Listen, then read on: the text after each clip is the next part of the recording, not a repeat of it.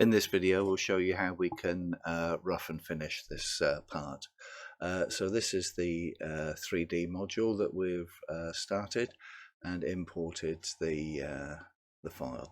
So the first thing we'll do is we'll produce a roughing operation. So we go into milling, advanced machining, and this is where we can set up the speeds and feeds that we want to use, and let's choose a tool. So let's have a 20mm end mill, and the surface paths we're going to choose is triangle mesh, and the cutting pattern will be roughing. So we can choose the machining surfaces that we want to machine. So this is the surface that we want to machine. Now we can set up an offset here so that we can have a finishing allowance left on. That can either be global or it can be radial or axial, so that we can set the finishing allowance as X and Y and as Z, or separately altogether. If we had any fixtures, we could apply them here and the machining will avoid the fixtures. So the heights, these are going to be calculated automatically from the machining surfaces, or we can enter our own heights here. The depth step that we want to use, let's have, say, 5mm. The type of machining that we're going to use can be offset, so that it will follow the basic shape of the part and produce tool paths concentric into that. We could choose the parallel option, which does it in lanes, and we can set the angle, or we can use adaptive, which is for high-speed machining, and it will machine using a constant amount of cutting on the tool. We'll choose offset to start with, and we've set the maximum depth step in Z, and we'll set the step over in X and Y. Now when it comes on to the roughing parameters, we go to roughing. If we don't define any stock, then it will machine only the inside cavities if it finds any, but we'll have a stock definition which is based on a bounding box. It could also be from surfaces, which could be another solid model which represents a casting or a forging, or we can choose a 2D containment.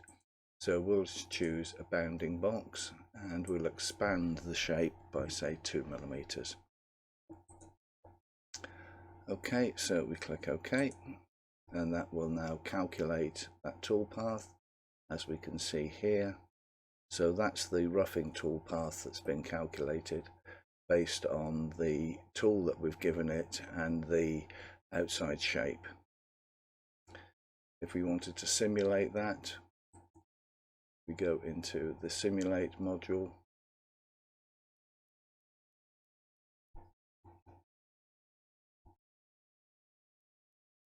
and this produces a piece of stock which is just bigger than the tool path, and then we can use the video controls here just to machine that out.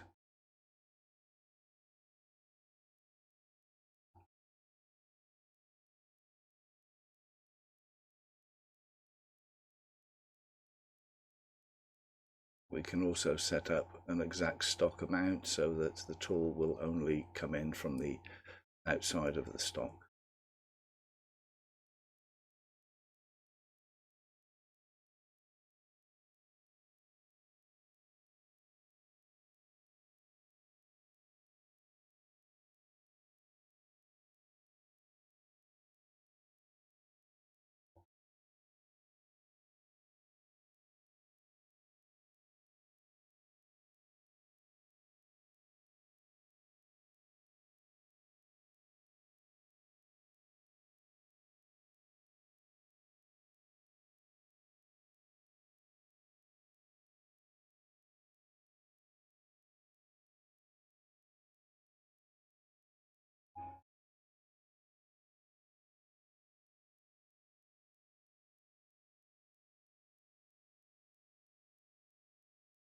Okay, so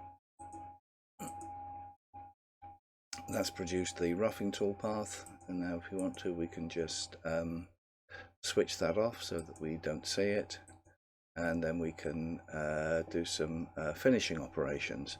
So let's suppose we want to finish around the outside of there. We right click the mouse and say pick faces, and then we create sketches of that. So that's a 2D sketch, which is the outside and inside of that shape. So if we split that up so that we've just got a sketch which is that outside shape, and then for that we can go back into the milling module, advanced machining, and we can use wireframe on that. So we'll give it a 2D profiling, and we'll set the drive curves as being that outside shape,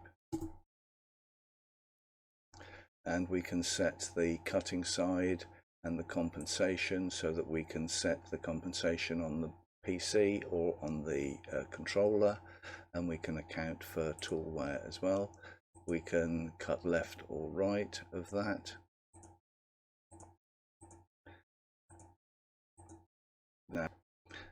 And then we can set the heights, and we can start off at 0, and then the end will be however deep we want to go. If we don't know the size of how deep we want to be, -80.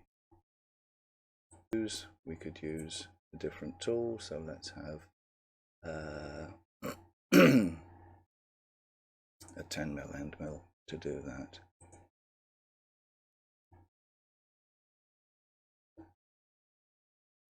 Okay, so that's gone around there, so we just need to change the offset of that to the right. Okay, so that's machined that. And we could do the same thing for the inside shapes here. If we want to drill those holes, we can go into the XY view and we can create some points, and we'll choose center snap. Oops. Just switch that on. And choose points, center snap.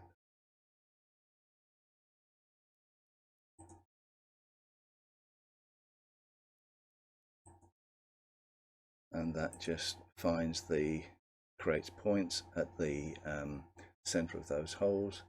Now we can use the drilling operation, and we can have straightforward drilling, peck drilling, deep drilling, ring bore and tap.